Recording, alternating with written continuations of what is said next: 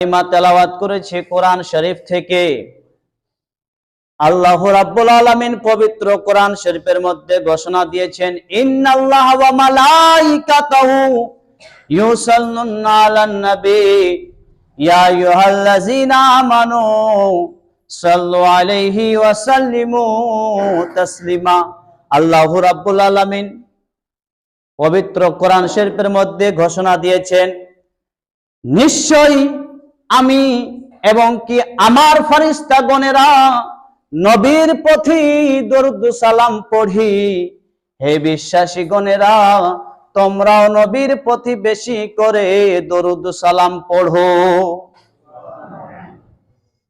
আল্লাহর ঘোষণা। কার ঘোষণা? কথাটি আল্লাহর ঘোষণা। এখন দরুদ শরীফ নিয়ে নেটের যুগে খুব চলতেছে। দরুদ শরীফ নিয়ে যেভাবে আমরা দরুদ শরীফ পড়লাম কিনা, আল্লাহুম্মা পড়লাম কিনা, সবাই পড়লাম, বলতেছে যখন এই দরুদ শরীফ যখন পড়া হচ্ছে বলছে এই দরুদ পড়া যাবে না, মাইক কেড়েছে, দরুদ শরীফ পড়া যাবে না। আমাদের এলাকাও আছে না এই দরুদ শরীফ পড়ি নাকি আমরা গান করি। কি করি? গান করি। এবং কি এই দরুদ শরীফ বিষয় নিয়ে আমাকে অনেকবার প্রশ্ন করা হয়েছে।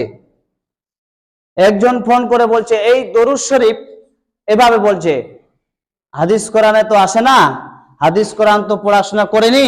হ্যাঁ, তো এইভাবে বলছে, মৌলভী সাহেব মনে করেন আমি ব্যবসা করছি, তো কোন ব্যবসা করলে আমার লাভ হবে? কোন ব্যবসা করলে লাভ হবে? তার মানে আমি দরুদ পড়বো, তো কোন দরুদ পড়বো? বুঝলেন তো? বলছে আমি দরুদ পড়বো, কোন দরুদ পড়বো? আমি বললাম যেটাই দরুদ আপনি পড়েন, দরুদ পড়লেই হলো। ধ্যান দিয়ে একটু শুনবেন, সবাই কাজে আসবে কথাগুলো। আপনি বললাম যেটাই আপনি দরুদ পড়লেন, নবীর প্রতি যদি আপনি দরুদ পড়েন তাহলে সেই দরুদটাই কবুল হবে। কেননা দরুদ ছাড়া কোনোদিন কোনো ইবাদত কবুল হয়নি আর হবে না। দরুদ এতই গুরুত্বপূর্ণ জিনিস, এই দরুদ শরীফ এতই গুরুত্বপূর্ণ জিনিস, আল্লাহ কোরআনে ঘোষণা দিয়েছেন যে আমি পড়ি, আমার ফেরেশতারাও পড়ে। এবং কি বলতেছেন, হে বিশ্বাসীগণেরা তোমরাও পড়ো। এবং কি তাফসীর রুহুল বায়ানের মধ্যে দেখবেন 147 নম্বর পৃষ্ঠায় দরুদ শরীফকে আফজালুল ইবাদত বলা হয়েছে। কি বলা হয়েছে? আফজালুল ইবাদত, সব থেকে অতি উত্তম ইবাদত হলো দরুদ শরীফ।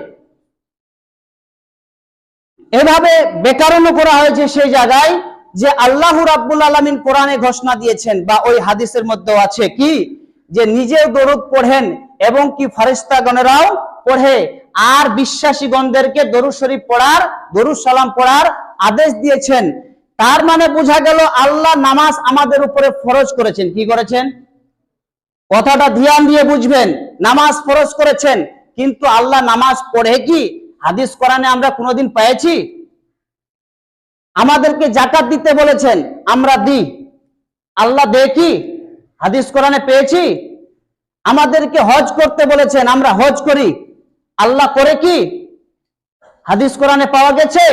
তাহলে বোঝা যায় দরুদ শরীফ আল্লাহ বলতেছে আমি নিজেই পড়তেছি, নিজেই আল্লাহ পড়তেছে, এই জন্য দরুদ শরীফকে বলা হয়েছে আফজালুল ইবাদত। এর মতন আর ইবাদত হয় না। বুঝা গেল? এবং কি তিরমিজি শরীফের হাদিস, তিরমিজি শরীফের হাদিস প্রথম খণ্ডে পৃষ্ঠা নাম্বার 64, সেই জায়গায় হযরত উমর রাদিয়াল্লাহু তাআলা আনহু থেকে বর্ণিত হাদিসটি বলেছেন কি, যতক্ষণ পর্যন্ত নবী মুস্তাফার উপরে দরুদ শরীফ পাঠ না করা হবে ততক্ষণ পর্যন্ত দোয়া কবুল হবে না। আসমান আর জমিনের মাঝখানে সমস্ত দোয়াকে ঝুলিয়ে রাখা হবে। এটাই শুধু নয়, দরুদের অসংখ্য অসংখ্য হাদিস শরীফের মধ্যে, মিশকাত শরীফের হাদিস, মুসলিম শরীফের হাদিস, তিরমিজি শরীফের হাদিস, নিসাই শরীফের হাদিস, অসংখ্য হাদিস। অর্থাৎ কি আমি কিতাব এনে রেখেছি, ইচ্ছা করলে এই জায়গায় আমি আপনাদেরকে খাড়ায় 100টা হাদিস দেখাইতে পারি দরুদ শরীফের। সাফা নাম্বার দিয়ে, পৃষ্ঠা দিয়ে, খণ্ড নাম্বার দিয়ে আমি দেখাইতে পারি দরুদ শরীফের কত উপকার।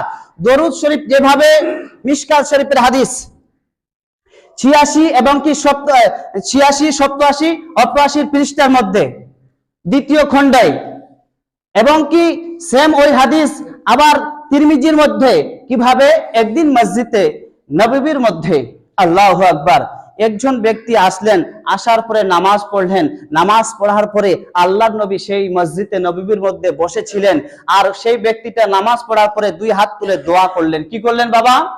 দোয়া করলেন। ধ্যান দিয়ে কথাগুলো শুনেন। দোয়া করার পরে আল্লাহর নবী ওকে বললেন, ও আমার সাহাবী, শুনো, তুমি দোয়া করার জন্য খুব তাড়াহুড়া করলে। বলে, ইয়া রাসূলুল্লাহ, কেন? বুঝলাম না তো। বলে, শুনো, তোমার দোয়া কবুল হয়নি যতক্ষণ পর্যন্ত তুমি নামাজের পরে আল্লাহর জিকির আজকার করার পর আমার উপরে দরুদ শরীফ তুমি যদি না পাঠ করো, তোমার দোয়া কবুল হবে না। হাদিসটা আমার কাছে আছে, চাইলে দেখাতে পারি। দেখাবো কি? তাহলে বুঝা গেল।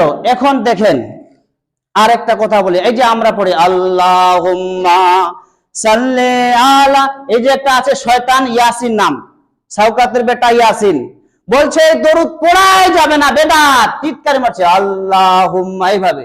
শয়তান জীবনে হাদিস পড়েছে কিনা আমি বুঝতেই পারছি না। নেসাই শরীফের মধ্যে দরুদ শরীফটি রয়েছে, যদি পারো চোখ খুলে দেখো। নেসাই শরীফের মধ্যে এই দরুদ শরীফটি উল্লেখ করা হয়েছে। বলতেছে এই দরুদ পড়া চলবে না, দরুদে ইব্রাহিম পড়বো। কি পড়বো? দরুদে ইব্রাহিম। আমি ব্যাখ্যাগুলো দিচ্ছি, আপনারা মাথায় রাখবেন। দরুদে ইব্রাহিম, আসলে যদি আমি বলি ওটা দরুদে ইব্রাহিম না, ওকে দরুদে ইব্রাহিম বলে উল্লেখ করা হয়নি। আবার ওই যে দরুদে ইব্রাহিম যেটা আমরা বলছি, ওখানে দেখেন আল্লাহুম্মা সাল্লি আলা মুহাম্মাদিন ওয়া আলা আলি মুহাম্মাদিন কামা সাল্লাইতা। আগে আমার নবীর উপরে দরুদ সালাম, তারপরে ইব্রাহিম নবী, তারপরে ইব্রাহিম নবী। তাহলে বুঝা গেল আগে আমার নবীর উপরে দরুদ সালাম। কোথায় যাবে দেওবন্দি ওহাবি মোল্লা? তুমি কোথায়, কোন জায়গায় যাবে বলো? এবার একটা আর সংকীর্ণ বুঝাই দরুদ শরীফ বিষয়।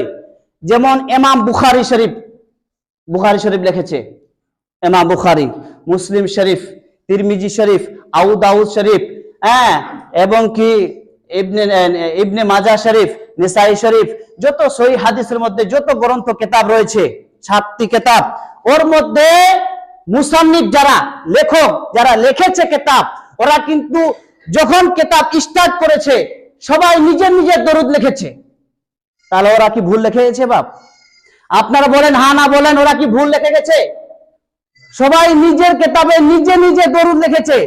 কিতাব এইভাবে দেখবেন, যে কোনো কিতাবটা লেখার আগে একটা দরুদ আর শেষ করার পরে একটা দরুদ লিখেছে। কিতাবে লেখার আগে দরুদ দিয়ে শুরু না করলে কিতাবটা মোকাম্মল করতে পারেনি তখনকার যুগে মুসান্নিফেরা, কাতিবেরা। তখনকার যুগে মুসান্নিফেরা কিতাব মোকাম্মল করতে পারেনি যতক্ষণ পর্যন্ত দরুদ না লিখেছে। বুঝলেন তো? তাহলে ওরাও নিজে নিজের দরুদ রেখেছে। এভাবে কেউ দেখেছে সাল্লাল্লাহু তাআলা আলাইহি ওয়াসাল্লাম, সাল্লাল্লাহু আলা নবিল উম্মি ওয়া আলাইহি সাল্লাল্লাহু তাআলা আলাইহি ওয়াসাল্লাম, দরুদ এভাবে লিখেছে। আমরা যে দরুদ পড়তেছি এটাও আছে, এটা যে পড়বো ওদের ভয়তে, যে ওরা বলছে যে গান এটা পড়া যাবে না, বেদাত, অমুক তমুক, ভয়ে ছাড়বেন না। পরেজন পড়লে ওকে নিয়ে আসো, এই দরুদটা আমাদের কিতাবের মধ্যে আছে কিনা আমি দেখাবো, সহিহ কি মিথ্যা দেখাবো, নিয়ে আসো। এরা বাটপারি করছে, আমাদের ইমানের উপরে ডাকা ডালছে। বুঝলেন তো? তো বলতেছি দরুদ, যে কোনো দরুদ আপনি পড়তে পারেন, কিন্তু ভয়ে এই দরুদটা আপনি ছেড়ে দিবেন তা না, এটাও কিতাবের মধ্যে রয়েছে।